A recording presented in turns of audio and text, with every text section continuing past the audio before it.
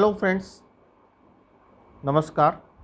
तो आज है 27 जून 2020। आज हम चर्चा करेंगे जनरल स्टडीज़ से रिलेटेड कुछ करेंट टॉपिक्स की और ट्रेंडिंग टॉपिक्स की। तो सबसे पहले आपने सुना होगा, एक ग्रुप है 3 कंट्रीज़ का, RIC में रशिया, इंडिया और चाइना है। ये तीनों क्रूशियल कंट्रीज़ हैं। इन तीनों की अभी हाल ही में बैठक हुई। आपने न्यूज़ में सुना होगा कि स्पेस सेक्टर में भी प्राइवेट सेक्टर, स्पेस टेक्नोलॉजी में प्राइवेट सेक्टर को इंक्लूड करने का फ़ैसला हाल ही में सरकार ने लिया। इस फैसले से स्पेस टेक्नोलॉजी के क्षेत्र में रिसर्च एंड डेवलपमेंट की संभावनाएं और ज़्यादा बढ़ेंगी, मनी इन्फ्यूज़न ज़्यादा होगा, दूसरे देशों के लिए ज़्यादा से ज़्यादा एक्टिविटीज़ हमारा जो स्पेस ऑर्गेनाइजेशन है इसरो वो कर पाएगा। और सबसे बड़ा फ़ायदा ये है कि इसरो अब ज़्यादा रिसर्च पर फोकस करेगा।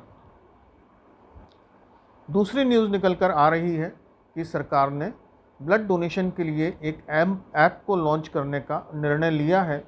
तो इस पेंडेमिक के दौर में इससे लोगों को ब्लड डोनेशन करने में आसानी रहेगी, ऑर्गेनाइजेशंस को ब्लड डोनर्स को ट्रेस करने में आसानी रहेगी। कहने का मतलब है कि ब्लड डोनेशन की स्पीड बढ़ेगी और ब्लड की अवेलेबिलिटी बढ़ेगी और लोगों को कन्वीनियंटली ब्लड डोनेशन करने में सहायता मिलेगी।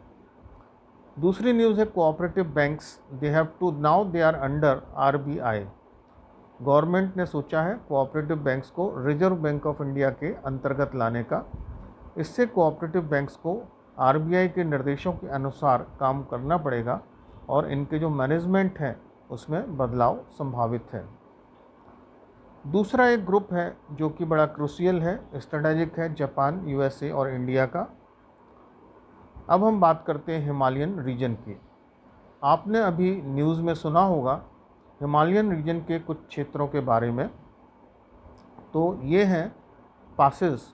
पहला पास डोकलाम जो कि सिक्किम में है, दूसरा नाथुला दर्रा, ये भी सिक्किम में है। पास्ट में ये बहुत ही फेमस पॉपुलर ट्रेड रूट रहा करता था और जो 1965 का कॉन्फ्लिक्ट हुआ था इंडिया चाइना में, वो नाथुला में हुआ था।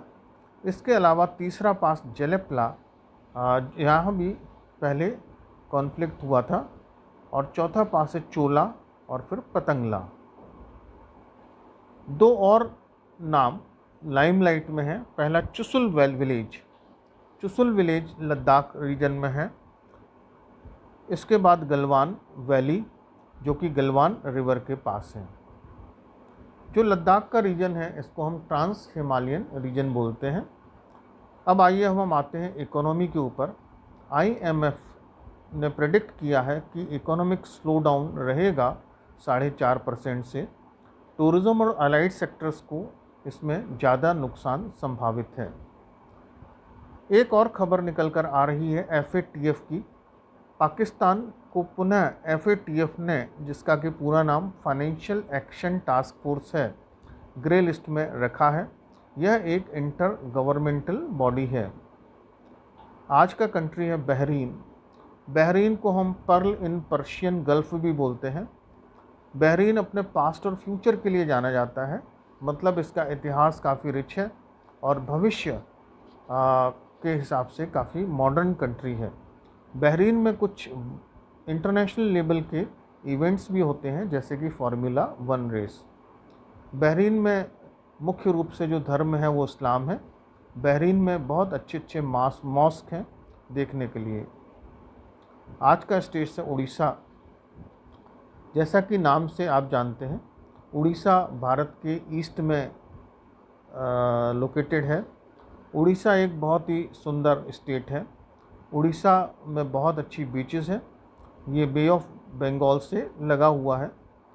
उड़ीसा की जो राजधानी है भुवनेश्वर, भुवनेश्वर एक प्लांट सिटी है, खूबसूरत सिटी है। और भुवनेश्वर को सिटी ऑफ टेम्पल्स, मंदिरों का शहर भी बोलते हैं। ऐसा मानते हैं कि भुवनेश्वर में हजारों मंदिर हैं और भुवनेश्वर में जो मंदिर हैं वो ऐतिहासिक मंदिर हैं, बहुत पुराने मंदिर हैं, जैसे लिंगराज मंदिर, मौसीमा मंदिर। इसके अलावा भुवनेश्वर में नए मंदिर भी हैं, जैसे कि इस्कॉन टेम्पल और राम मंदिर।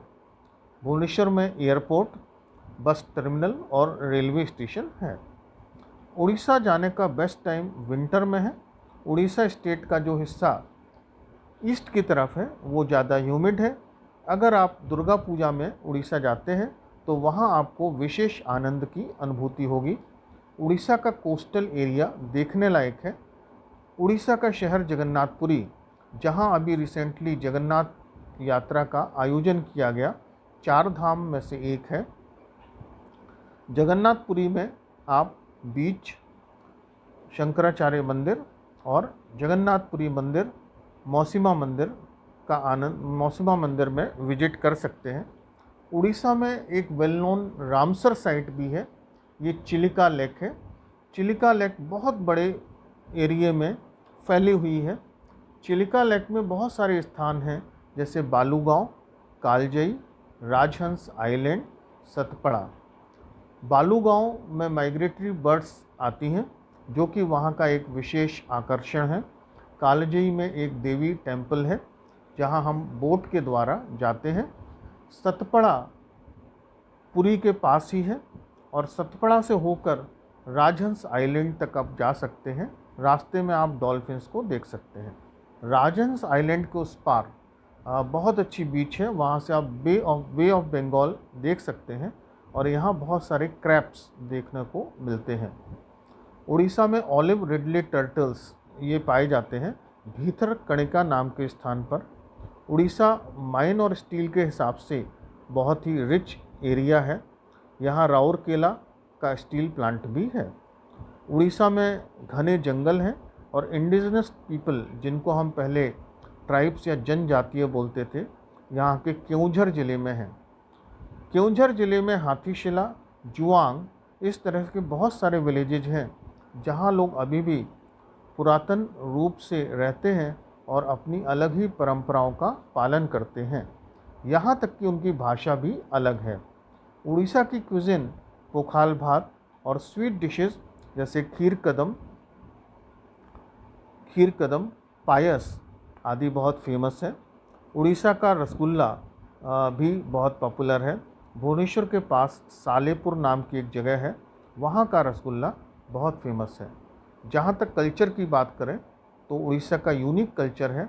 ओडिसी डांस, जात्रा और दुर्गा पूजा यहाँ विशेष रूप से आकर्षक हैं। उड़ीसा में जो केओंझर ज़िला है, जिसके बारे में मैंने अभी आपको बताया, वहाँ तारिणी टेम्पल है। ये एक देवी टेम्पल है। इसकी मान्यता इस क्षेत्र में बहुत है। केओंझर ज़िले को वहाँ के इंडिजिनस लोगों, तारिणी टेम्पल और ट्रैक्स के लिए जाना जाता है। वेस्टर्न उड़ीसा का शहर संबलपुर भी फेमस है। संबलपुर में हैंडीक्राफ्ट का काम होता है। इसके बाद सिमलीपाल नामक जगह फॉरेस्ट के लिए फेमस है। आज के इस लेक्चर के लिए मैं धन्यवाद देना चाहता हूँ।